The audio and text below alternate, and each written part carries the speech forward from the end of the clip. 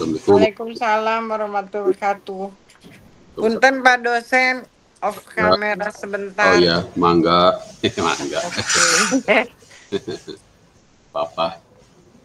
Alhamdulillah kita ketemu lagi rekan Magister Hukum. Nampaknya udah mau TS ya. Soalnya udah saya kasih ke Mbak Siva, mungkin nanti diatur aja. Ya, terus ada jawaban-jawaban berupa esai ya. Kemudian untuk UAS nanti biasanya saya minta makalah aja ya. Makalah terkait dengan hukum dagang internasional, silakan bebas. Tentunya harus terkait dengan hukum dagang internasional. Kira itu ya, kan. Baik, materi sebenarnya karena kan bisa saya pantau di YouTube saya, kemudian juga untuk bahan ajarnya dan RPS saya sudah siapkan sebenarnya sebanyak 15 mata kuliah, 15 tema ya. Nah, kita sebenarnya satu pertemuan 2 tema ya. Tapi nanti kalau yang waktu kita nanti belum bisa mencakup seluruh tema, karena kan bisa pantau lah di YouTube ya. Kita sudah siapkan, jadi tidak perlu khawatir ya dengan waktu yang cepat ini ya, dapat dipastikan seluruh tema-tema sub bahasan sudah tercover di media pembelajaran daring melalui YouTube ya rekan-rekan. Tinggal rekan-rekan bisa pelajari dan juga bisa konfirmasi, klarifikasi ya, atau bisa mungkin bertanya ya kalau ada yang hendak didiskusikan ya, melalui kolom YouTube di komen saja. Oke. Pada kesempatan ini materi kelima sebenarnya ya. Nanti mungkin kalau memungkinkan ya, kita akan masuk ke materi ke 6 dan 7 sehingga sampai dengan UTS selesai ya. Nanti di pertemuan terakhir baru kita membahas tentang materi-materi terkait dengan kepabeanan. Ya rekan-rekan ya. Nah, di bab 5 ini yang paling penting tentang penyelesaian sengketa ya, yang juga kemarin sempat ditanyakan oleh rekan kita ya, Pak Tobing. Pak Tobing atau Pak siapa lupa ya? Ada nggak Pak Tobing? Belum ada ya. Bertanya tentang pilihan hukum ya dan penyelesaian sengketa kaitannya dengan kontrak ya bisnis internasional yang beliau alami ya, dan ini nanti akan sangat relevan sekali materi ini dengan kasus-kasus ya terkait dengan kontrak bisnis internasional ya, perdagangan internasional, termasuk juga nanti kaitannya penyelesaian sengketa yang melibatkan negara ya, negara-negara dalam konteks perdagangan internasional.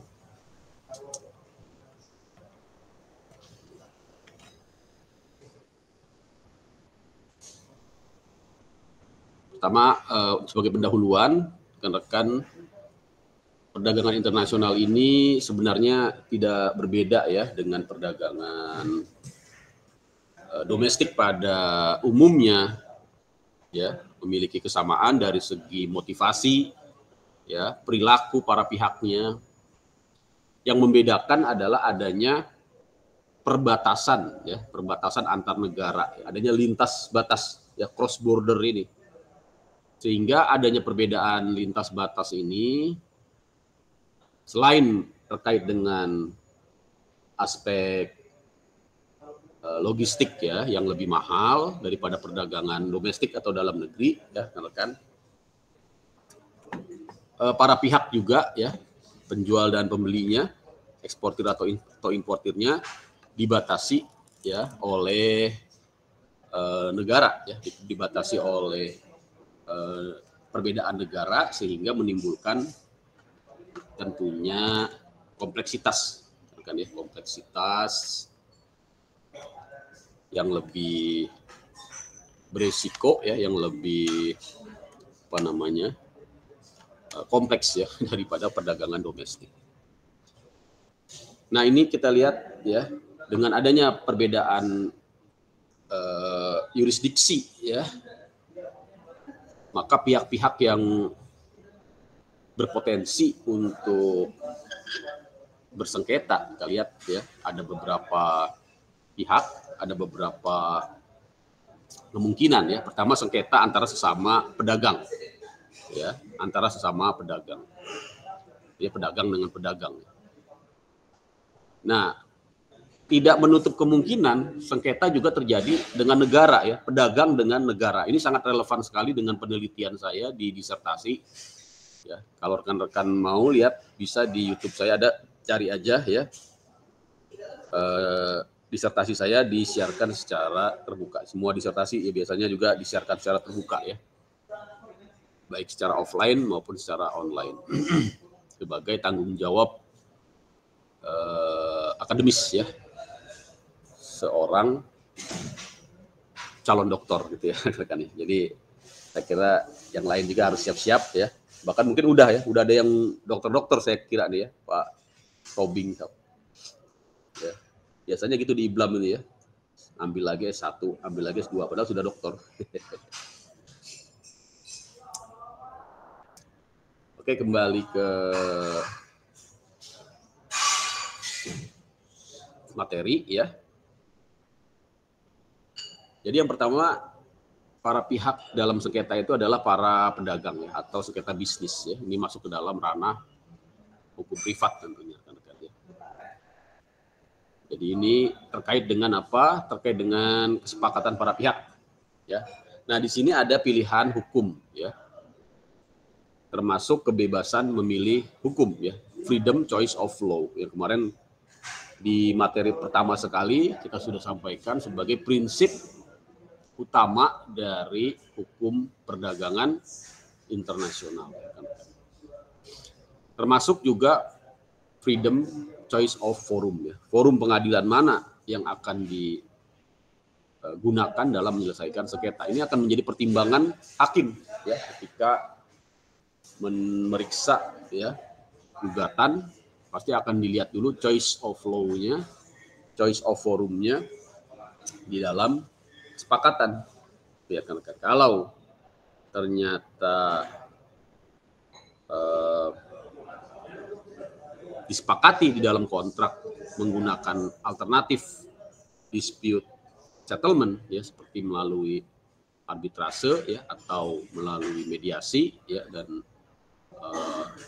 sarana-sarana di luar pengadilan, maka hakim akan menolak ya, dan memberikan kesempatan ya kepada para pihak untuk menyelesaikannya secara alternatif dispute tadi ya, rekan-rekan ya. Itu yang disebut dengan kebebasan. Tapi kalau memang tidak disepakati, nah ini akan menjadi ketidakjelasan ya, di satu sisi menimbulkan juga permasalahan nanti penyelesaian yang tidak pasti. Jadi adanya kesepakatan dan kebebasan yang merupakan hal esensial ini ya juga harus dipastikan tidak melanggar undang-undang dan ketertiban umum sebagai syarat sah ya kontrak, termasuk di dalam kontrak dagang internasional. Nah, ini yang mungkin jarang diungkapkan ya, itu sengketa antara negara ya, antara pedagang dengan negara asing. Ya. Mengapa bisa terjadi ya? Ini karena adanya kontrak dagang antara pedagang dengan negara ya. Kemarin yang saya sampaikan, inilah yang menjadikan irisan yang yang cukup luas antara hukum privat dengan hukum publik ketika negara terlibat di dalam kontrak dagang internasional gitu ya. Misalnya di bidang pertambangan, harus dipastikan negara ketika menjalin kontrak itu benar-benar mengedepankan ya prinsip-prinsip kehati-hatian. Ya, karena terkadang di situ negara bisa terseret ya ke dalam sengketa yang merugikan ya kepentingan rakyat. Dan itu memang sudah banyak terjadi ya, karena para negosiatornya ya, para pelaku ya, pihak-pihak yang mewakili negara tersebut ya kurang memiliki prinsip kehati-hatian. Akhirnya negara Indonesia diharuskan misalnya membayar ganti rugi ya, putusan-putusan arbitrase internasional yang membebani rakyat ya. Itu yang harus dipahami. Selain itu juga materi-materi kontrak yang menyentuh area hukum publik ya. Seperti yang pernah saya alami di bidang perpajakan ya, dan di bidang kepabeanan. Ini ada Mbak Dika juga, partner saya, rekan di kantor. Misalnya ketika sebuah kontrak ya, kontrak dagang termasuk kontrak karya ya, kontrak karya juga bagian dari sebuah perjanjian atau kontrak antara entitas negara dengan pedagang ya, dengan pebisnis lah gitu ya, atau dengan entitas swasta baik asing maupun dalam negeri. Itu terkandung pengaturan-pengaturan yang bersifat publik di dalam kontrak gitu. Misalnya menyepakati tarif ya, pajak ya. Nah, tentunya ini akan menimbulkan benturan nanti ya, benturan konflik ya, hukum dengan hukum publik di bidang perpajakan. Ya, akhirnya menimbulkan sengketa ya, ketika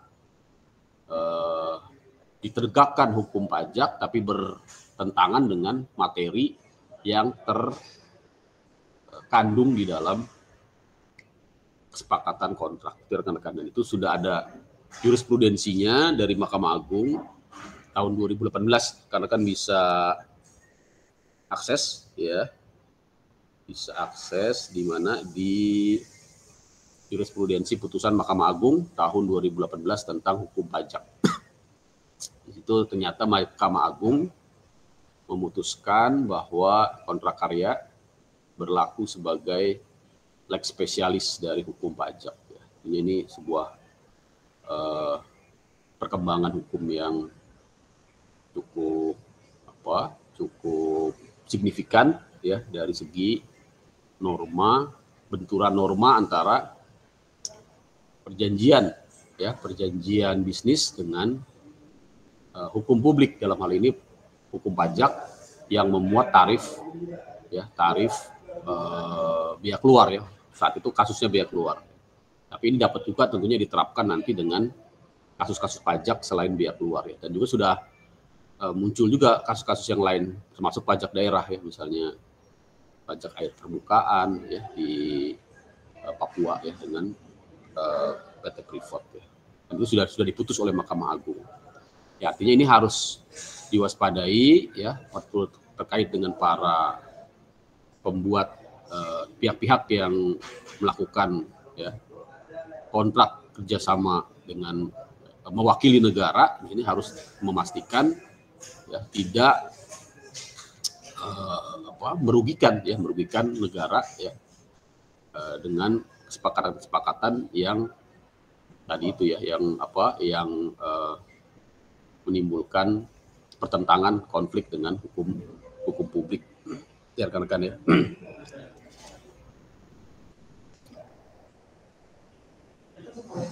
Hukum internasional tidak saja mengakui negara ya sebagai subjek hukum internasional yang sempurna, tapi juga negara bisa dikatakan sebagai subjek hukum internasional yang terbatas. Nah, ini ya, karena tadi negara bisa berperan ya, berposisi dalam dua peran ya. Yang pertama sebagai jure imperi, yang kedua sebagai jure gestiones ya. Apa itu? Jure imperi artinya tindakan negara di bidang publik. Nah, ini kapasitasnya negara sebagai pemegang kedaulatan, sebagai pemegang representatif ya dari kedaulatan. Jadi kapasitas negara sebagai jure imperi. Nah, yang bermasalah atau bukan bermasalah, yang harus lebih harus diperhatikan gitu ya. Nah, ini peran negara ketika melakukan ya tindakan-tindakan hukum di bidang keperdataan seperti di bidang perdagangan ya. Yang disebut dengan jure gestiones ya. Jure gestiones ini apa? Negara dalam hal ini bertindak sebagai pedagang ya, sebagai privat, sebagai perseorangan biasa ya. Oleh karena itu ketika terjadi sengketa maka negara bisa dihadapkan ke peradilan umum ya atau arbitrase. Inilah mengapa di bidang hukum perdagangan internasional ya termasuk di bidang terkait dengan free trade ya, nah, biasanya para negosiator ya tidak memasukkan ya kalau konflik antar negara tidak memasukkan klausul-klausul penyelesaian melalui arbitrase ya, biasanya menggunakan forum-forum lembaga-lembaga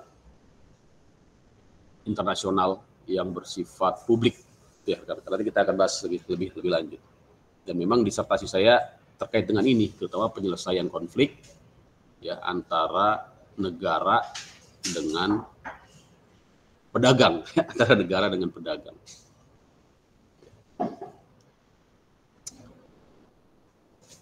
Nah, ini tadi prinsip penyelesaian sengketa ya sudah saya bahas. Intinya ada prinsip kebebasan, namun kebebasan ini tetap harus dalam koridor ya ketertiban ya dan hukum publik. Ini prinsip-prinsipnya, kesepakatan ya, kebebasan memilih penyelesaian sengketa ya, freedom of choice of law ya, choice of forum, dan juga kebebasan memilih hukum ya. Jadi bisa memilih hukum di negara ketiga bahkan ya, termasuk memilih yurisdiksi hukum internasional ya.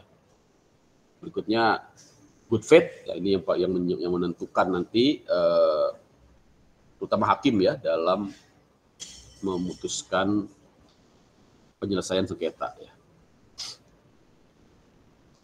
Nah, ada juga prinsip yang terakhir, prinsip exhaustion of local remedies, artinya lebih mendahulukan penyelesaian di level lokal ya, atau di level domestik dulu, baru diangkat ke level internasional.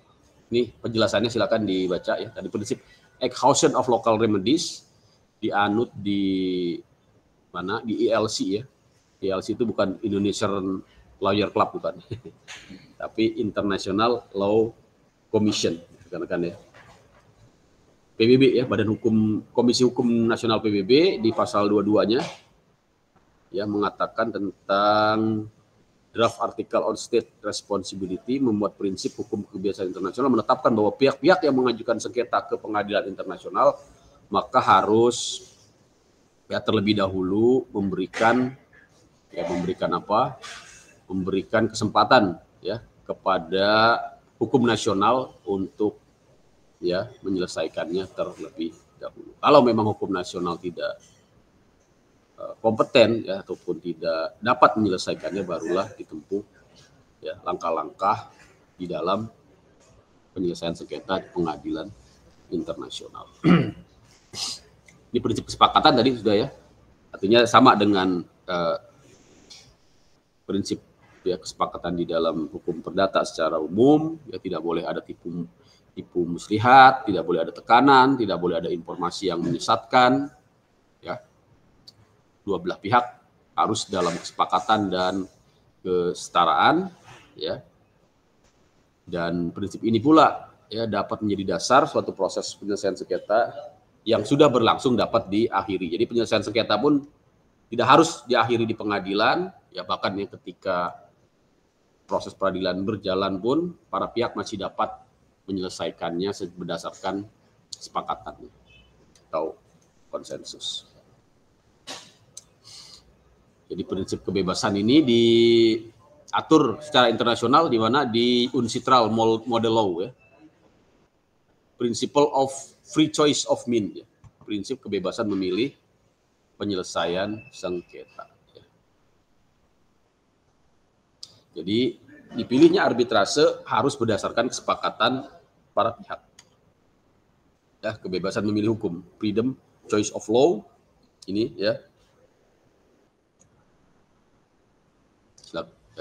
berdasarkan apa model law yang dikeluarkan oleh International Commercial Arbitration ya. Prinsip etikat baik ya, intinya apa? Pertama, prinsip ini disyaratkan untuk mencegah timbulnya sengketa ya. Jadi yang kedua harus ada ya, prinsip ini harus ada ketika para pihak menyelesaikan sengketanya melalui cara-cara penyelesaian sengketa yang dikenal dalam perdagangan internasional, negosiasi, mediasi, konsiliasi, arbitrase sampai di pengadilan ke hakim ya, akan menilai ya bukti-bukti para pihak ya berdasarkan prinsip ya good faith ya atau itikat baik. Yang terakhir tadi excitation of local remedy ya, artinya apa? Harus memberikan terlebih dahulu kesempatan ya kewenangan kepada hukum nasional sebelum ya diajukan ke pengadilan internasional. Di forum-forum penyelesaian sengketa, terutama di undang-undang tentang arbitrase, kita sudah pelajari secara khusus ya di S2. Sudah dapat rekan-rekan sekira ya dari siapa pengajarnya, Dr. Resi ya, Dr. Resi atau siapa pengajar arbitrase ya. Saya kira lebih luas nanti di sana dibahas tentang forum-forum penyelesaian sengketa, ya negosiasi, silakan nanti dipelajari ya, mediasi. Bedanya apa? Mediasi harus dengan bantuan pihak ketiga ya. Ada lembaga atau organisasi profesi ya yang juga membidani para mediator ya. Mediator akan ikut serta secara aktif dalam proses negosiasi dalam kapasitasnya sebagai pihak yang netral. Jadi harus netral ya. Usulan-usulan dalam mediasi dibuat secara informal, tidak resmi dengan berlandaskan informasi yang diberikan pada para pihak, tidak atas dasar penyelidikan ya, jadi para pihak lah yang menyediakan informasi ya. Mediator bersifat netral ya, fungsinya adalah mencari solusi ya, dan untuk mengakhiri sengketa. Jadi ini sudah kita kenal juga sebenarnya di berbagai bidang hukum ya, misalnya bidang hukum hubungan industrial ya, di bidang hukum perdata dan hukum bisnis secara umum memang melalui prosedur-prosedur penyelesaian sengketa melalui mediasi. Sekira ini bisa dibaca ya. Konsiliasi ya dan mediasi sulit dibedakan. Keduanya sering digunakan secara bergantian. Perbedaannya apa? Konsiliasi lebih formal daripada mediasi. Ya. Konsiliasi memiliki kesamaan dengan mediasi dan juga melibatkan pihak ketiga ya, baik itu individu, badan atau komisi konsiliasi untuk menyelesaikan sengketa secara damai. Ya, komisi konsiliasi merupakan lembaga ad hoc yang fungsinya menetapkan syarat penyelesaian yang dapat diterima para pihak. Sidang konsiliasi ada dua, pertama sengketa diuraikan tertulis dan diserahkan ke badan konsiliasi, dan kemudian kedua mendengarkan kedua belah pihak dan para pihak dapat diwakilkan kuasanya. Ini prosedurnya, rekan-rekan ya. Jadi fakta-fakta yang diperoleh konsiliator atau badan konsiliator lalu menyerahkan laporannya kepada para pihak disertai dengan kesimpulan dan usulan-usulan penyelesaian sengketa. Namun demikian usulan tersebut tidak mengikat ya, sama seperti mediasi juga dapat diterima ya, dapat atau tidak diterima tidaknya usulan tergantung pada para pihak. Ya. Contohnya apa? Contohnya ada di konsiliasi oleh Bank Dunia ya. Jadi lembaga-lembaga internasional banyak juga memfasilitasi ya konsiliasi seperti Bank Dunia ya, juga ICSID ya, internasional ICSID singkatannya internasional, coba dicari ya, saya lupa ya. Ini tentang penyelesaian sengketa ya, juga rekan-rekan bisa ICSID ini untuk penyelesaian sengketa ya, biasanya di dalam investment ya, di dalam investment law, International Center for Settlement of Investment Dispute ya, investment dispute.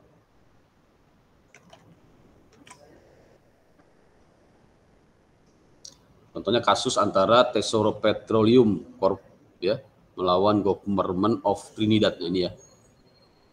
Jadi pemerintah Trinidad Tobago melawan apa tadi? Melawan korporasi ya atau entitas bisnis. Nah, ini arbitrase ya yang saya kira tidak perlu saya jelaskan secara detail karena sudah ada mata kuliahnya tersendiri. Saya akan percepat saja ya aspek apa namanya aspek keuntungan lah dari arbitrase ini ya cepat tadi ya. Kemudian para pihak juga dapat memilih arbiternya ya yang netral dan ahli di bidangnya. Kemudian para arbiter untuk menerapkan sengketanya berdasarkan kelayakan dan kepatutan ya. Oke, saya kira ini bisa dipahami ya perjanjian arbitrase ya. Dalam prakteknya penyelesaian sengketa arbitrase ini harus termuat dalam klausul penyelesaian sengketa ya suatu perjanjian atau kontrak ya, kan tadi ya choice of forum atau choice of jurisdiction. Jadi harus memuat klausul arbitrase ya. Oke. Ini contoh dari apa perangkat-perangkat hukum ya yang mengatur tentang submission clause ya atau arbitration clause ini ya.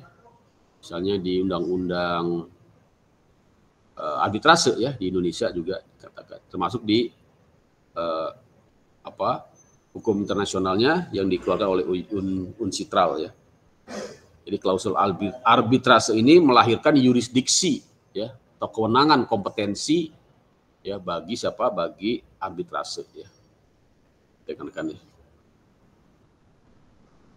Dan pengadilan akan menolak ya ketika tercantum klausul arbitrase di dalam kontrak, pengadilan akan menolak untuk ya menyidangkan sengketa ya yang belum ataupun yang tidak melalui arbitrase kalau di kontraknya dicantumkan klausul arbitrase. Ini lembaga-lembaga arbitrase internasional ya misalnya London Court of International Arbitration, the Court of Arbitration di ICC ya.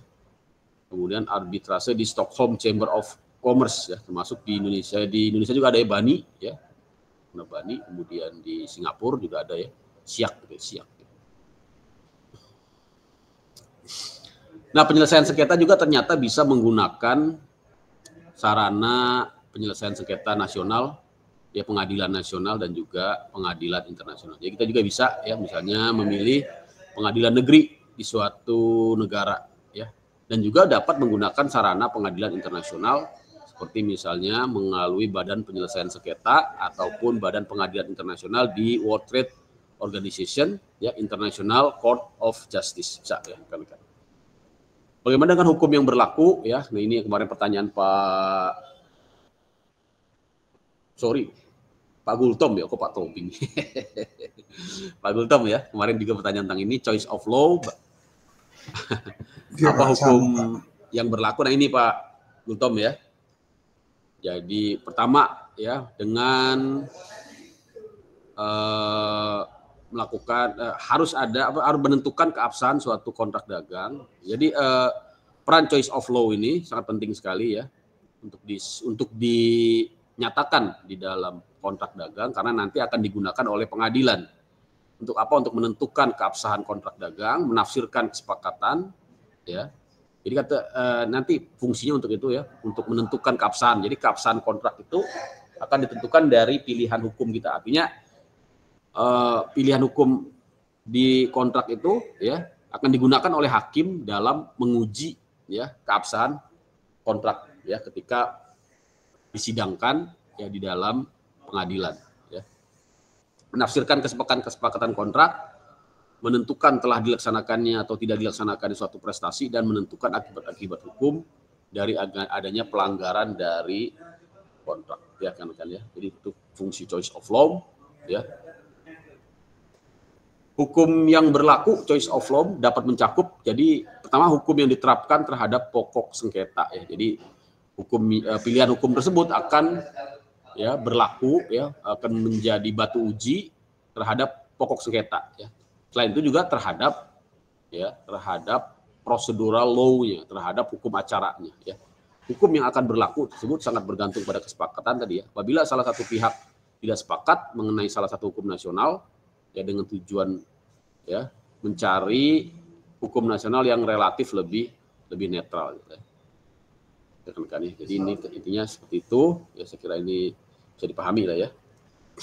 Kebebasan para pihak ini juga tadi ya tidak boleh bertentangan dengan ya hukum publik gitu ya, karena ya harus dilaksanakan dengan etikat baik, hanya berlaku untuk hubungan dagang ya. Kebebasan memilih hukum ini kalau terkait dengan hukum publik tentunya tidak ada ya freedom of choice of law, tidak ada kebebasan memilih hukumnya karena hukum publik itu bersifat imperatif ya, bersifat koersif ya, memaksa ya. Beda dengan hukum dagang ya atau hukum publik ya, hukum privat ya. Jadi hanya berlaku dalam bidang hukum kontrak, hukum dagang, dan juga tidak berlaku untuk menyelundupkan hukum ya. Jadi kalau sudah bertentangan dengan norma-norma hukum publik maka dia menjadi batal ya demi hukum, tidak berlaku ya. Seperti misalnya klausul-klausul yang menyelundupkan hukum ya, misalnya ada kesepakatan harga ya, ini yang biasa terjadi, diturunkan ya dalam rangka penghindaran pajak gitu ya. Nah, tentunya perjanjian itu menjadi perjanjian yang ya batal demi hukum, tidak dapat menjadi dasar ya untuk menuntut ataupun klaim ya, terutama di hadapan otoritas negara gitu ya. Ini perangkat hukum terkait dengan arbitrase ya, saya kira saya akan percepat aja karena ini ada sesi mata kuliah tersendiri ya di hukum arbitrase ya kan Bapak-bapak ya. Sudah dapat belum Pak hukum arbitrase? Belum. Oh belum ya, nggak apa-apa, sabar aja ya. Nanti dapat ya, dari biasanya ngajar Dr. Resi ya, Dr. Ina juga ya, Kaprodi kita juga seorang memiliki background arbitrase ya. Biasanya ada gelar-gelar apanya tuh, ARB-nya gitu ya, CARB apa gitu ya. Itu biasanya seorang lawyer di arbitrase ya. Itu juga perlu ya, Mbak Dika juga ya, bisa ambil arbitrase lah, bisa beracara. Saya juga belum, jadi hanya bisa berteori saja, belum pernah beracara di arbitrase juga ya. Di IBLAM ada pelatihannya nggak Pak Ardi? Ada itu ya.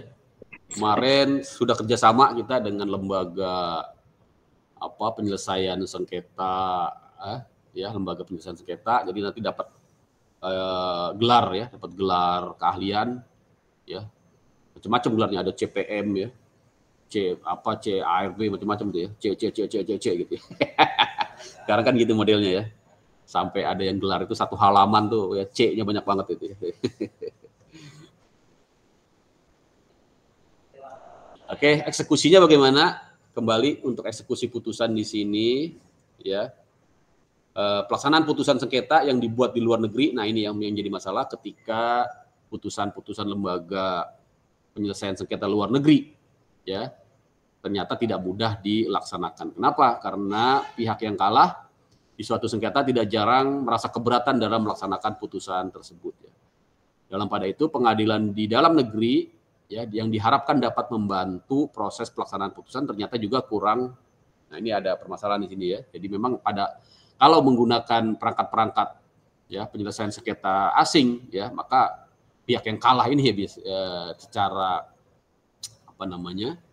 secara praktek gitu ya, biasanya memang cenderung untuk tidak ya beritikat baik gitu ya untuk melaksanakan putusan ya, termasuk pengadilan di dalam negeri juga, karena nanti akan terkait dengan kepentingan nasional ya. Bahkan memang di undang-undang arbitrase sendiri ya, yang saya tahu, nanti rekan-rekan bisa konfirmasi di mata kuliah arbitrase, pengadilan ya domestik bisa juga tidak melaksanakan putusan arbitrasi internasional dengan alasan kepentingan nasional gitu ya, atau asas ketertiban umum. Itu dulu dosen S3 saya ya, Profesor Gambir ya, mungkin masih hidup atau enggak ya, dulu sudah tua sekali ya, itu menulis buku itu ya, tebal sekali bukunya tentang penerapan asas ketertiban umum ya dalam putusan pengadilan di Indonesia yang membatalkan ya keputusan arbitrase. Itu disertasi beliau yang ditulis jadi buku ya, tebal sekali.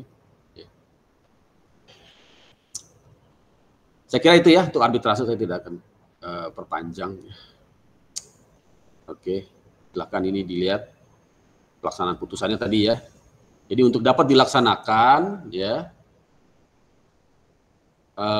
pengadilan adalah refleksi dari kedaulatan negara ya. Jadi putusan pengadilan negara lain tidak otomatis dapat dilaksanakan. Untuk dapat dilaksanakan di sini ada dua kemungkinan. Pertama, menyidangkan kembali kasus tersebut dari awal sebagai suatu sengketa baru di pengadilan di mana putusan dimintakan pelaksanaan. Yang kedua, pelaksanaan dari putusan pengadilan di suatu negara dapat dilaksanakan apabila negara-negara yang terkait ya, dua negara ya, di mana pelaksanaan putusan dapat dimintakan terkait baik pada perjanjian bilateral dan multilateral. Jadi untuk dapat dilaksanakan ya harus dipastikan sudah ada perjanjian pendahuluan dalam bentuk perjanjian bilateral ya atau perjanjian multilateral yang menyepakati ya putusan di suatu negara juga berlaku di negara lain. Nah itu ya. Jadi harus rekan-rekan nanti para lawyer ya atau para legal legal drafter ya yang membuat klausul perjanjian internasional, perjanjian dagang internasional ini pastikan ya ketika memilih forum pengadilan ya pastikan juga kedua negara sudah punya perjanjian bilateral ya yang dapat memungkinkan pelaksanaan putusan dari negara lain di negaranya. Itu ya rekan-rekan ya. Konferensi Brussel ini apa? Perjanjian ini contohnya konferensi Brussel ya. Perjanjian regional di Eropa Barat tentang pelaksanaan putusan pengadilan ya. Jadi contohnya ini konferensi Brussel ya, tentunya terkait dengan negara-negara di Eropa Barat. Ya, ini harus kita akses juga. Indonesia sudah terlibat ya dengan negara apa saja ya. Konvensi Lugano ini tentang jurisdiksi enforcement civil and commercial matter ya. Negara anggota konvensi ini ada 12 ya. Terdiri dari masyarakat Eropa dan 6 negara anggota dari European. Jadi negara-negara Eropa nih ya, Finlandia, Islandia, Norwegia, Swiss ya, Australia. Jadi ini contohnya konvensi Lugano ya. Nah, yang terakhir bisa juga menempuh mekanisme di WTO gitu ya. Jadi di WTO ini ada penyelesaian sengketa dalam bentuk konsultasi ya, pembentukan panel ya, kemudian prosedurnya ya, kemudian nanti panel report upload. Jadi pertama konsultasi dulu ya. Tujuannya apa? Sengketa di WTO ini harus negara gitu ya. Jadi tidak bisa diwakili sendiri oleh. Jadi kalau mau maju ke WTO ya, pihak swasta ataupun pihak entitas bisnis ya harus mengajak ya, harus diwakili oleh negaranya, karena nanti yang berwenang ya maju adalah negara ya, negara. Jadi beda dengan arbitrase, bisa langsung negara dengan swasta ya, atau swasta dengan swasta. Tapi kalau di WTO ini memang harus diwakili oleh negara ya. Karena anggota-anggotanya adalah negara gitu ya. Jika suatu anggota tidak setelah konsultasi ya dibentuk panel ya, ini seperti itu ya. Ini saya akan cepat saja. Kemudian ada prosedur di dalam panelnya juga ya, yaitu untuk apa? Untuk memberikan laporan kepada pihak ya. Kemudian WTO akan adoption ya, di langkah yang keempat WTO akan menunjuk bahwa laporan panel harus diterima oleh ya dispute settlement body dalam jangka waktu 60 hari ya, jika tidak suatu pihak memberitahukan keputusannya untuk menarik atau konsensus terhadap pengesahan lapor. Jadi ini mekanismenya. Kemudian bisa juga dilakukan banding ya, appellate review. Mekanisme penyelesaian sengketa di WTO memberikan kemungkinan penarikan terhadap salah satu pihak dalam berlangsung satu panel. Semua permohonan akan didengarkan oleh suatu badan peninjau ya, appellate body yang dibentuk oleh DSB. Kebijakan menentukan bahwa peraturan DSB sangat penting. Oke, saya kira ini bisa dipahami ya. Ini prosedur internal di WTO yang memang ini negara ya. Itu saya menulis secara khusus ya di disertasi saya tentang penyelesaian sengketa ya, negara-negara yang terlibat dalam free trade ya.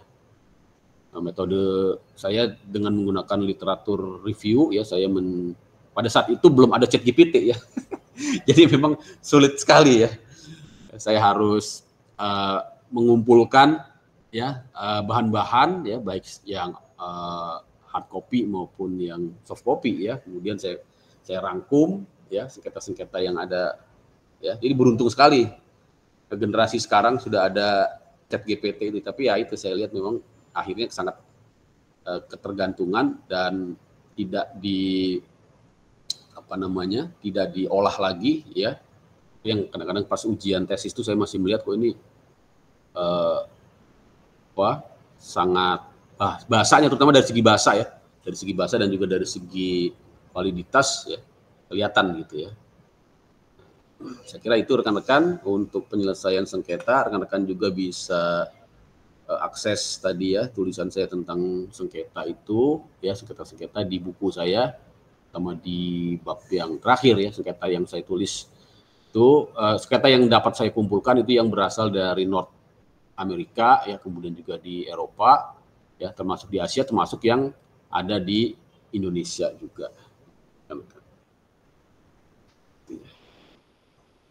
Silakan kalau masih ada yang mau ditanyakan. Jadi kita sudah masuk ke bab 4 ya. Itu kita pertemuan keberapa nih ya rekan-rekan ya? Mbak Dika? Pertemuan ke-3 ya? Ini. Bukan 4 ya, Pak? 4 ya. 4 tuh harusnya kita sudah materi ke-8 ya. Ini saya agak lambat nih. Karena kan satu pertemuan 2 materi ya. Oke, saya akan kasih satu lagi lah ya. Satu lagi. Jadi saya stop share dulu ya. Stop share. Stop presenting. Oke. Saya share apa ya?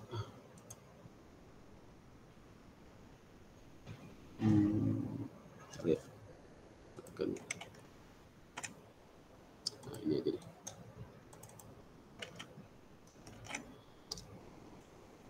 Share satu lagi. Jadi ini nanti saya kasih materinya semua. Saya kasih linknya deh. Jadi bisa di-download satu paket. Nah ini ya. Jadi ini sudah lengkap ya rekan-rekan ya. Ada 15 materi ya. Termasuk RPS-nya. Kelihatan ya.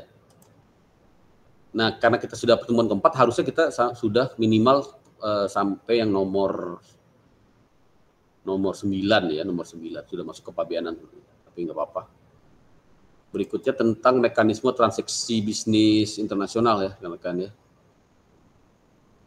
Kelihatan ya.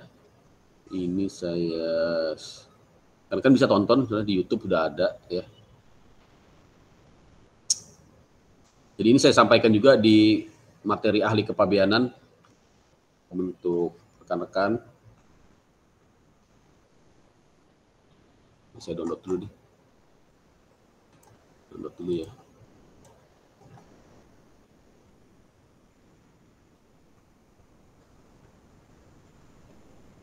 Cukup banyak, ada 85. Bagaimana teknis, ini lebih teknis ya. Jadi di materi ini lebih teknis bagaimana prosedur ya, langkah-langkah untuk melakukan transaksi bisnis internasional ya. Jadi yang saya bahas di materi ke berapa nih? Materi ke-6 ya. Materi ke-6 ini tentang tahapan transaksinya dan dokumen-dokumennya. Jadi saya akan cepat saja ya, karena ini bisa rekan-rekan pelajari juga dan bisa rekan-rekan lihat di YouTube saya ya. Ini publikasi saya. Tahapannya bagaimana? Nah, ini tahapan dalam perdagangan internasional ya rekan-rekan yang bersifat klasik. Kenapa bersifat klasik? Ini kalau terjadi antara dua entitas yang melakukan jual beli atau ekspor impor dalam, saya katakan dalam kondisi partai yang besar gitu ya. Partai yang besar artinya yang memang dilakukan secara komplit ya, secara komplit ya. Artinya semua tahapan-tahapan dilalui ya. Nah, pada umumnya ataupun kebanyakan ya, mekanisme ini tidak ya tidak dilakukan secara penuh ya, karena ada nanti jenis-jenis transaksi yang lebih simple ya. Misalnya ketika kita melakukan pembelian secara online ya, maka di situ kita tidak perlu melakukan langkah-langkah ini seperti melakukan sales kontrak ya, melakukan kontrak pengapalan, melakukan kontrak pembayaran dengan perbankan ya. Nah, jadi ini kalau yang bersifat saya katakan tadi bersifat yang kontrak dagang ya, kontrak dagang yang melibatkan ya transaksi yang besar ya, maka digunakan seperti ini. Tapi yang lazimnya terutama dilakukan oleh customer ya, memang mereka tidak terlibat di dalam pembuatan sales kontrak ya, di dalam penerbitan LC ya, di dalam kontrak dengan pengangkut. Nah, ini yang tadi yang saya katakan kalau dua entitas yang sama-sama ya perusahaan atau pengiriman dalam jumlah yang besar, maka pihak-pihak yang terlibat pun banyak ya. Yang paling penting tentunya adalah eksportir dengan importir atau penjual dengan pembeli ya, karena kan ya yang paling penting penjual dengan pembeli ya kan, karena yang lain ini hanya supporting ya. Tanpa supporting ya, kalau sudah ada penjual dan pembeli ya, maka perdagangan internasional bisa dilakukan ya, misalnya transaksi melalui cash ya, maka tidak perlu dia melalui perbankan ya. Termasuk juga pihak bisnis pendukung misalnya carrier ya, bisa saja barangnya itu tidak melalui ya jasa pengapalan atau jasa penerbangan ya, misalnya dibawa sendiri ya, kalau itu misalnya dua negara yang saling berbatasan ya, misalnya transaksi perdagangan internasional ya antara Indonesia dengan Malaysia ya melalui perbatasan di perbatasan darat bisa saja ya, atau dibawa langsung ya oleh si pembelinya ya ke negara yang bersangkutan ya. Jadi itu sudah masuk ke dalam perdagangan internasional sebenarnya yang disebut dengan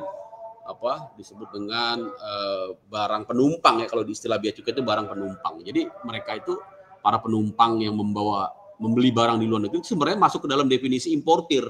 Makanya dikenakan bea masuk, dan itu banyak menimbulkan permasalahan, bukan permasalahan ya, biasanya karena masyarakat belum tahu ya, kemudian dikenakan bea masuk di bandara, biasanya di bandara ya, biasanya banyak menimbulkan berita-berita negatif ya buat bea cukai, karena memang secara undang-undang itu sudah masuk ke dalam impor ya. Diberikan pembebasannya hanya sebatas $1.500 ya. Jadi kalau di atas $500 ya, itu harus bayar bea masuk 10%, kemudian bayar PPN ya, PPN juga 11% sekarang kan, kemudian bayar lagi PPH. Halo Bu Endah? Izin, berarti itu kayak just tip gitu ya Pak?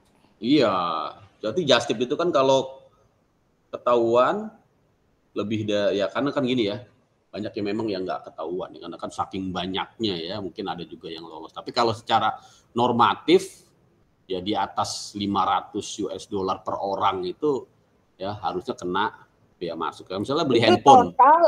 Itu total atau satu persatu barang? Satu orang dong. Oh, total belanja. Iya, satu orang. Misalnya dia beli handphone ya, berapa? Harga handphone 7 juta ya. Itu sudah kan $500 itu kita 7 jutaan ya. Nah, kalau sudah di atas 7 jutaan itu ya dia sudah harus bayar bea masuk ya. Tapi kalau masih di bawah 7 juta, $500 kan sekitar 7 jutaan ya. 7 juta sampai 8 juta lah. Nah, itu sebenarnya enggak pernah. 8 juta. 8 jutaan lah dengan kurs 15.000 ya. Ya dikira-kira aja kalau beli dari luar negeri ya di atas segitu harusnya kena gitu ya, walaupun memang ya saking banyaknya kadang-kadang kalau lagi trafficnya ya load ya, bea cukai juga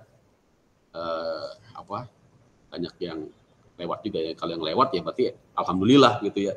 Jadi jangan karena udah lewat kok besok kena ngamuk gitu ya. Pak dulu saya nggak kena, yang dulu untung gitu ya. Ini pengennya lolos terus gitu ya. Kan gitu ya masyarakat. Yang dulu tuh bukannya boleh ya, karena bea cukainya kan saking banyaknya ya, semua orang diperiksa ntar ya bisa penuh itu pelabuhan bandara ya, nggak gerak-gerak gitu kan sampling aja ya. Ya Pak. Ya, Terima rekan-rekan kasih. ya. Yang sekarang sudah sadar. Ini kadang-kadang dosen-dosen hukum pun nggak sadar gitu ya. Padahal dosen hukum internasional ya, diperiksa bea cukai disuruh bayar marah-marah ya, ngelapor ke saya. Pak, barang saya ditahan Pak di Kuala Namu. Ya bayar Bu. Masa ngelapor saya Lapor sama gitu. Pak dosen diskon nggak? Oh, enggak dong, apalah saya ini. Ya cuma sekedar kroco mumet juga di bea cukai ya, nggak ngaruh juga ya. Kalau kenal sama yang gede-gede ya mungkin bisa juga. Jadi emang harus bayar gitu ya, harus bayar ya. Biaya masuk gampang lah, hitung aja 10% ya. PPN 11%, PPh 7,5%, ya 10 tambah 10, ya kira-kira sepertiganya lah, sepertiga harga barang. Nah kok bisa sampai kena denda? Nah ini nanti kita bahas lah di kepabeanan ya. Dendanya ini yang ngeri-ngeri sedap. Jangan coba-coba memberikan harga yang rendah, karena nanti bisa kena denda. Nanti kita bahas di bawah ya, setelah pertemuan ini sih baru ini aja, perdagangan internasional. Ya, instansinya banyak sekali ya rekan-rekan. Sebenarnya bukan bea cukai. Bea cukai itu hanya di satu titik di sini nih ya. Di titik tukang sobek tiket ya, tukang sobek karcis bea cukai itu. Ada karcis ya, ada izin impor boleh. Tidak ada izin impor ditahan. Bea cukai itu ini ya, di sini aja ya. Nah, yang lain itu sangat berperan, imigrasi, kepanduan, Pelindo, operator terminal, agen kapal, pengelola TPS, bongkar muat, Pelindo ya semua ya, polisi, bahkan di instansi-instansi penerbit di perizinan yang paling banyak ini ya, Kemendak, Kemenprin ya kan, pertanian. Bea cukai itu cuma, apalagi sekarang kan sudah lewat elektronik semua perizinan itu ya. Jadi nggak bisa main-main lagi bea cukai juga ya, kalau begitu di INSW ya di reject ya bea cukai nggak bisa dong ya mau ngeluarin barang itu. Jadi rekan-rekan ya, jadi yang banyak bermasalah itu sebenarnya seperti itu, dan memang yang selalu disalahkan bea cukai. Harusnya tertahan bea cukai. Ya bea cukai buat apa nahan-nahan barang gitu ya. Kalau ada izinnya ya pasti keluar ya, karena langsung sekarang sistem elektronik semua ya. Begitu matching, perizinannya sudah clear, dikirim ke sistem INSW, otomatis dia keluar. Jarang lah yang sampai ditahan kalau sudah perizinannya, ya, kecuali ada pemberitahuan tidak benar ya. Seperti itu rekan-rekan. Nah, ini yang banyak terjadi. Sebenarnya kita sekarang ini jarang melakukan proses-proses perdagangan seperti tadi. Sekarang lebih banyak sudah menggunakan platform-platform ya, platform e-commerce. Kita tahu barang sudah sampai, kita cukup ya klik-klik aja ataupun tetap pesan lewat platform-platform tadi ya. Ini contoh banyak sekali platformnya di Indonesia tentunya ya, Shopee ada Lazada ya, kalau di internasional ya eBay dan macam-macam lah ya. Ini di gambar ini banyak ya. Saya kira itu rekan-rekan, ini ya bentuk-bentuk sales kontrak ya. Jadi ini dipastikan pembuatan sales kontrak harus muat ya materi-materi yang signifikan. Jangan sampai sales kontrak itu nanti batal demi hukum ya, karena sebuah perjanjian yang tidak jelas. Apa barangnya, berapa jumlahnya, berapa nilainya, harus jelas. Siapa para pihaknya, ya, dan juga harus ya ditandatangani, ya disahkan lah gitu ya. Tidak harus tanda tangan sebenarnya ya. Kadang-kadang bisa dengan cara endorsement seperti apa gitu ya. Intinya para pihak yang terlibat ya tidak bisa disangkal gitu ya. Pihak-pihaknya ini tadi sudah ya tahapannya ya, ini tahapan yang lazim terjadi ya di dalam sebuah kontrak internasional ya. Ini strukturnya ya. Ini rekan-rekan bisa lihat di International Convention Sales of Goods ya, bagaimana pembuatan kontrak, dan juga di UCPDC ya, UCPDC 600 juga ada bagaimana sebuah sales kontrak yang ideal ya, harus mengcover ya klausul-klausul ya, ketentuan-ketentuan yang tercantum di bawah ini. Kalau tidak ada, ini akan menimbulkan dispute dan juga akan menimbulkan sanksi, bisa timbul sanksi ya. Dari mana? Dari bea cukai terutama. Kalau bea cukai yang dapat sales kontrak, ini kok sales kontrak nggak ada isinya, nggak ada term of payment-nya, nggak ada term of delivery-nya ya, barangnya sangat umum ya, nanti dibongkar barangnya sama bea cukai ya. Apa isinya ini ya, nggak jelas gitu ya, kenakan denda ya. Itu dari segi akibat ya, kalau sales kontrak itu dibuat tidak sesuai dengan yang seharusnya. Ya rekan-rekan ya. Dan juga pihak-pihak yang lain ya, pelayaran juga ya, bank juga nggak mau lah kalau sales kontraknya nggak jelas ya kan, nggak terbit tuh LC-nya ya kan. Ini yang dari perbankan saya kira udah lebih paham lah ya. Nah, ini Incoterms ya, ada yang terbaru tahun 2020 ya. Ini yang harus dicantumkan di dalam sales kontrak karena ini akan menjadi ya solusi atas ya atas pengaturan terkait dengan task, risk and cost ya. Task itu apa? Kewajiban ya, risk itu apa? Resiko, cost itu biaya. Jadi dengan cukup ya mencantumkan 3 huruf di dalam kontrak ya, FOB misalnya CIF, maka jelas tugasnya apa ya, kewajibannya apa para pihak, resikonya sebatas mana, sampai titik mana, alokasi biayanya siapa yang menanggung. Jadi sangat mempermudah pembuatan sales kontrak dengan mengikuti rules yang ada di Incoterms tahun 2020 yang intinya ada 11 di sini ya, ada 11 Incoterms ya, terdiri dari 3 huruf mulai dari XW ya, CFA, FCA dan terusnya sampai nanti yang paling ujung ya, yaitu kewajiban yang paling besar untuk si penjual, yaitu yang disebut dengan DDP, delivery duty paid ya, dikirim sudah diurus ya, biaya masuknya sudah diurus, custom clearance-nya, tahu-tahu si importir tinggal terima di depan rumahnya yang disebut dengan delivery duty paid ya, lazim kita kenal dengan door to door ya, door to door service. Ya rekan-rekan ya, ini isi dari Incoterms susah dibaca saya kira ya, dan ini penjelasan masing-masing terminologi ya, dari mulai ex-work sampai dengan tadi delivery duty paid ya. Dan ini pembagian resiko, resiko ya. Jadi di titik mana para pihak ini bertanggung jawab? Di sini yang warna hijau tanggung jawab dari si penjual, yang warna biru tanggung jawab dari si pembeli. Jelas ya. Kalau terjadi emergensi, terjadi one prestasi ya, terjadi kegagalan pengiriman di titik-titik ini ya, maka jelas siapa yang bertanggung jawab ya, dan siapa juga yang menanggung resikonya ya, menanggung resikonya gitu ya. Kira-kira seperti itu ya rekan-rekan. Pak, boleh nanya lagi nggak sih Pak Ardiansa? Boleh. Izin Pak, kebetulan saya kan mewakili UMKM. Kan kayak kemarin kita ada acara pameran di Belanda tahun lalu, terus sama kemarin di Malaysia, kan gitu Pak. Nah itu kan barang-barang itu kan barang-barang jualan kan gitu kan Pak. Memang itu kan carry on sama kita dibawa gitu loh Pak. Nah tapi kan tidak juga semuanya tiba-tiba laku kan Pak, gitu loh maksudnya. Dibawa pakai apa Bu? Dibawa ditenteng bawa gitu? Sendiri Pak, bawa sendiri. Oh. Nah, Lolos kan terus di bea cukai nggak ditahan? enggak, kita berangkat kan bawa barang-barang dagangan nih ceritanya Oh, Pak, ekspor kan ada ya? pameran. Oh, kalau kan ekspor sih ya, ekspor sih aman sih.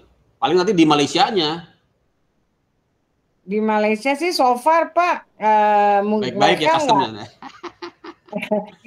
Belok kiri Pak ke jalan yang hijau, bukan yang jalan yang merah gitu ya. loh. Banyak emang bawanya Bu? Berapa koper? Kan ya kan kayak kemarin kan Pak, perempuan Indonesia kan ngumpul di Kuala Lumpur kan 1.000 orang tuh Pak, kan 34 provinsi gitu loh Pak. Kan yang kadang-kadang yang menjadi permasalahan dan yang pernah terjadi itu adalah pada saat tiba-tiba barang-barang itu nggak laku, kita bawa pulang kan Pak, gitu lah. Nah, betul. Nah, bawa pulang. Nah, pas yang bawa pulangnya inilah yang kadang-kadang, nah, Pak Bian bermasalah, disangkanya kita berbelanja, padahal itu produk kita sendiri. Jadi gitu ya, Pak. Jadi sebelum berangkat, makanya jangan buru-buru berangkatnya. Kalau kasih space, misalnya berangkatnya hari Sabtu gitu ya, jam 7. Nah besoknya itu udah siap-siap tuh di bandara. Jadi lapor dulu sama bea cukai terdekat, minta formulir ekspor sementara gitu. Itu Bu. Iya, jadi nanti pas balik aman gitu. Ini bekasnya ekspor nih. Ada formulirnya. Di situ kan ada custom di situ ya, tapi memang nggak bisa buru-buru. Kalau kapal udah mau berangkat ya udahlah, kita kan mana sempat ngurus ya, atau hubungi aja kali ya PPJK ya, pengurus jasa kepabeanan, kalau emang partainya besar gitu ya, biar mereka yang jalan kali. Gitu ya Bu ya. Jadi intinya Iya, harus Pak. intinya sih pembuktian ya Bu. Pembuktian bea cukai kan harus curiga gitu ya, karena kan mengamankan penerimaan negara gitu ya. Nah, jadi jangan disalahin juga bea cukainya gitu. Enggak, Pak. Kayak Iya. tahun lalu juga kan kita juga pernah mau coba gitu kan, Pak, pakai satu kontainer. Jadi dalam satu kontainer itu masing-masing misalkan ada 30 member, ada yang jualan apa namanya, Pak, bumbu-bumbu, ada jualan baju lah, nah dijadiin satu seperti itu, Pak, gitu lah. Nah, cuman karena kan mereka kan konsinyasi kan, Pak, tentunya kan Iya, akan ada yang kembali lagi. Nah, yang betul. kayak begitu itu Itu harus berarti diwaspadai, betul. Jadi persiapannya harus matang, Bu. Ya. Jangan berangkat-berangkat aja, minimal koordinasi dengan bea cukai, ya. Ya konsultasi, sering-sering main aja, Bu, ke kantor, situ ada layanan informasi, ya. Jadi jangan takut, ya. Siap itu memberikan informasi. Itu ya, Bu Endah ya. baik, Pak. Terima Di kasih mana, banyak, Bu, Pak. ininya? Lokasinya Apa di ya, mana, Pak? Ibu? Lokasi ininya, ekspornya? Pas lagi ke Belanda, Pak, kita kan ada rumah Oh, Belanda Indonesia di ya. sana, Pak. Oh, Terus gitu kalau ya. kemarin kita Ya. ada konferensi perempuan gitu loh, Pak. Gitu, Terutama nah. koordinasi sama bea cukai yang ada di bandara gitu ya. Kadang-kadang kalau koordinasi sama bea cukai yang di dekat, misalnya pabriknya di Sukabumi gitu ya, bea cukai Sukabumi ya. Kadang-kadang memang bea cukai pun macam-macam. Karena kan manusia-manusia kan bisa beda-beda ininya Bu ya.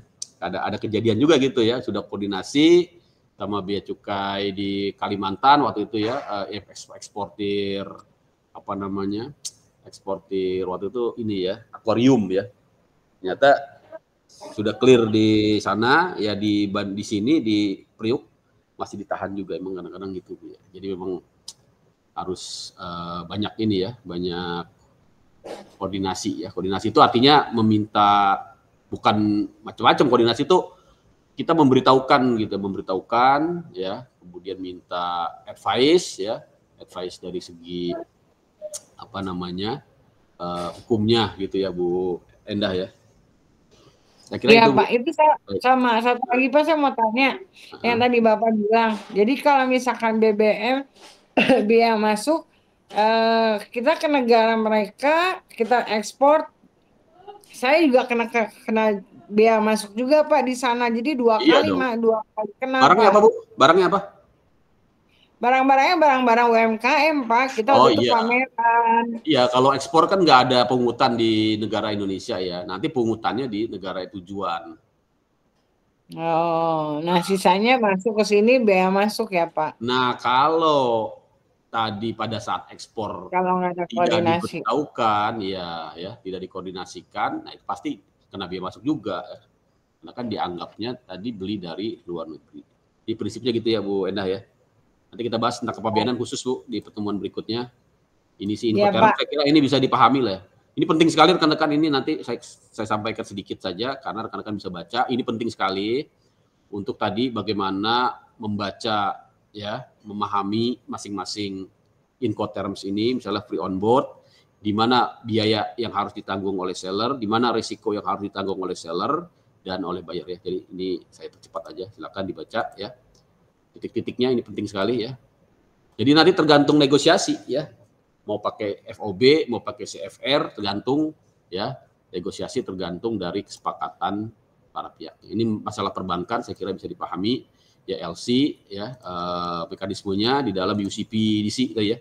UCPDC 600 jenis-jenis LC, silakan dibaca aja ya, masing-masing jenis memiliki spesifikasi fitur-fitur yang berbeda-beda tentunya dengan biaya yang berbeda-beda juga ya. Nanti akan dikonsultasikan dengan pihak perbankan lah. Ya, memang LC ini yang paling secure, paling aman, menjembatani dua kepentingan dari pihak importir yang memastikan pembayaran, dari pihak penjual yang memastikan barang ya dikirim ya. Jadi LC ini yang jalan tengahnya. Oke, saya kira itu ya rekan-rekan. Kemudian dokumen-dokumen lain selain LC ada yang namanya bukti bayar ya. Mekanisme pembayaran ada yang open account ya, artinya bayar di muka. Ya resikonya tentunya untuk sebaliknya open account ini bayar belakangan. Ini menguntungkan pembeli ya, dan beresiko untuk penjual ya. Nah, ini yang paling banyak tadi yang dikatakan oleh Ibu Endah, yaitu consignment, artinya memiliki agen ya di negara tujuan, ya nanti barang baru dibayar setelah laku. Ya, dia harus menyiapkan tentunya pihak rekanan ataupun agen ataupun orang yang kita percaya, distributor di negara tujuan, ya kan ya. Terus ini mekanisme pembayaran, silakan dibaca Wesel tadi selain dengan LC ya. Dokumen-dokumen yang lain apa? Ada yang namanya cargo manifest, ini dokumen pelayaran. Ini bentuknya ya, jadi daftar barang-barang muatan barang di dalam kapal ya, baik udara maupun yang laut ya. Saya akan cepat aja.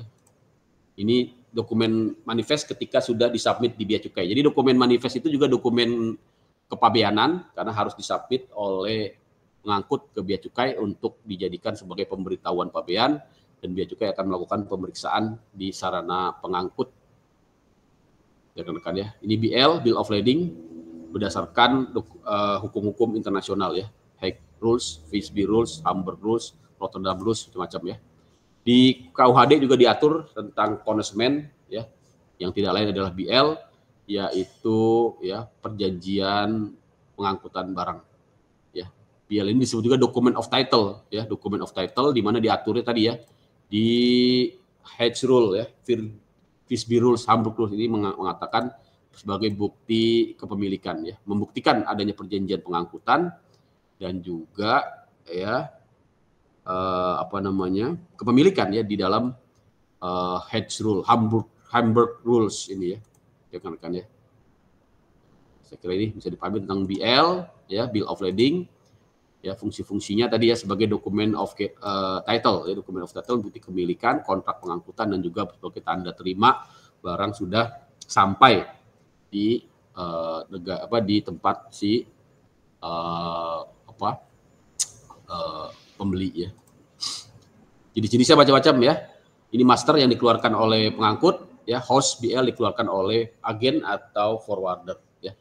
Biasanya yang dikeluarkan oleh pengangkut ini belum menyebutkan para pihak secara update ya, baru nanti ya yang dikeluarkan oleh forwarder dalam host BL akan mencantumkan data-data yang paling update ya. Jadi ini. Nah, ini contoh-contoh BL lain yaitu yang to order, artinya belum menyebutkan para pihak. Ini biasanya ya karena memang sengaja dirahasiakan oleh pihak forwarder ya, terutama agar tidak diketahui oleh pelayaran dalam rangka menjaga rahasia dagang ya, rahasia dagang. Biasanya kalau dimunculkan nanti bisa langsung dihubungi. Makanya ini data ekspor impor itu data rahasia sebenarnya, tidak boleh sembarangan di-share karena itu dapat dimanfaatkan ya, dan juga dapat merugikan para pihak. Jadi Bea Cukai juga tidak boleh men-share data-data ekspor impor walaupun punya datanya ya. Ini jenis, ada yang namanya True BL, ini sangat penting untuk transaksi yang menggunakan fasilitas ya, tarif bea masuk preferensial ya. Kalau barang itu dilakukan transhipment ya, Bea Cukai biasanya akan meminta True BL untuk membuktikan barang tersebut tidak dilakukan proses di negara ketiga ya kan ya. Ini True BL ya, silakan dibaca ya. Ini moda transportasi ya, bisa multimoda ya. True BL itu bisa mencakup multimoda ya, multimoda transportasi, tidak hanya satu moda saja. Surrender BL ya, telex BL ini artinya menggunakan sarana telex ya. Walaupun BL yang asli belum ada ya, diterbitkan dulu telexnya. Airwheel bill ini untuk di pelabuhan udara ya kan ya. Oke, saya kira ini bentuknya bisa dilihat ya. Apalagi yang terakhir berikutnya CN, ini dokumen melalui pos ya. Dan juga menjadi dokumen kepabeanan CN ini kan karena nanti disubmit oleh pos kepada Bea Cukai sehingga Bea Cukai bisa melakukan clearance ya. Kira itu. Berikutnya apa? Invoice ini ya. Kemudian packing list, polis asuransi ya, bisa dibaca. Ini bukti transfer ya, seperti ini bentuknya. Letter of credit ya, tadi yang kita bahas panjang lebar. Nah, ini certificate of origin untuk membuktikan kewarganegaraan ataupun asal suatu barang ya. Jadi ini pasportnya barang ya. Kelihatan di sini dia dari mana asalnya. Yang misalnya ini dari mana nih? Dari Republik Cina ya, dari Cina ya. Oke, terima kasih rekan-rekan. Saya kira itu materinya. Ini sudah lewat waktunya. Biasanya sebelum maghrib saya sudah selesaikan karena langsung 2 materi. Jadi materi kelima nanti insya Allah kita akan bahas tentang Incoterm sudah ya. Incoterm kita anggap sudah. Langsung ke pengantar hukum kepabeanan ya untuk materi kelima, karena 5 kali 2 berarti 10 ya. Berarti harusnya saya masuk sampai materi ke-10. Kemudian nanti pertemuan ke-6 kita bahas tentang LARTAS dan FTA ya. Terakhir pertemuan ke-7 ya. Insya Allah kita bahas juga tentang klasifikasi barang dan nilai pabean yang sangat penting di dalam hukum perdagangan internasional. Masih ada yang ingin didiskusikan? Ini nanti saya share semua nih, jadi kan bisa download semuanya. Saya share linknya. Habis ini ujian nggak Pak? Ujian dong. UTS? UTS ya, ngisi aja Bu, ngisi esai aja bisa. Open book kok. Di Edling ya Pak? Di Edling. Soalnya sih udah saya kasih kemarin ke Mbak Siva lewat email. Saya kira itu ya. Mau bertanya sampai jam berapa ya Pak untuk pengumpulan Edlingnya? Oh, Edling nanti tergantung, biasanya sih nggak ini lama kok biasanya. Ya, bisa seminggu kayaknya. Baik Pak Ardian, terima kasih. Tergantung Mbak Siva aja tuh ya, di lobby aja tuh Mbak Siva aja. Mbak Siva ya yang ini ya, adminnya ya? Iya betul Pak. Terserahlah ya, yang penting ada jawaban aja. Terima kasih. Izin Pak, tanya Pak. Oh boleh Pak Desi. Pengerjaannya melalui ketik atau tulis ya Pak? Tulis aja nggak masalah. Tulisan. Tulis malah susah ya. Diketik boleh, ditulis boleh ya, seininya aja. Ya, yang penting kerjain sendiri ya, jangan kerjain orang lain. Baik Pak, terima kasih Pak. Oke ya, rekan-rekan, saya kira cukup ya. Pertemuan ini nanti kita ketemu lagi minggu depan, insya Allah. Assalamualaikum warahmatullahi wabarakatuh. Selamat malam. Sampai jumpa lagi minggu depan. Saya akhiri, izin live ya. Terima kasih. Terima kasih banyak Pak. Pamit. Ya, izin juga. Terima kasih Pak, izin pamit. Sama-sama. Terima kasih Pak.